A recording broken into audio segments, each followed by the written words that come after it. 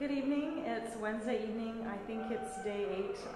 Not really sure. As you can tell, I've had a little accident and I ended up having a little visit to an Indian hospital, which was an interesting experience to say the least.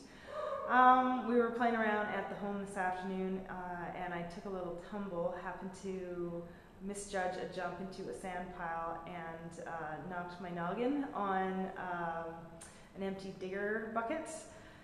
Initially I thought I just bumped my head and was going to have a bit of a sore head / headache for the evening, and then after I'd been sitting down for a little while I touched the back of my head and looked at my hand and realized that I had a bunch of blood on my hand. So closer inspection I found that I had a nice little gash, so we ended up going back to the hotel, and once I had a better look I figured out that I needed to go to the hospital to get some stitches.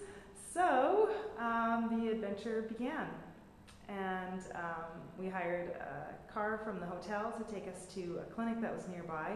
Got to the clinic, it looked a little sketchy, and then once we got there inside, they said that there was no doctor. He was gone for an evening walk. So we headed back to the hotel to talk with James and Jehu from the home, and Mooney and her husband ended up driving from the home to the hotel, and they personally took us to a government hospital where I got treatment.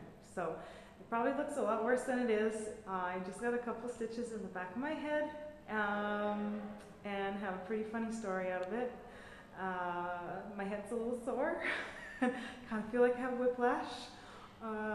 But hey, it's all part of the experience, and now everyone's going to call me Frankenstein or Axl Rose or I don't know what, but the whole team's getting a good laugh out of it. There's a great video on YouTube, so hopefully if you haven't seen it already, you'll check it out and have a good laugh. And I can tell you more stories when I get home. See ya.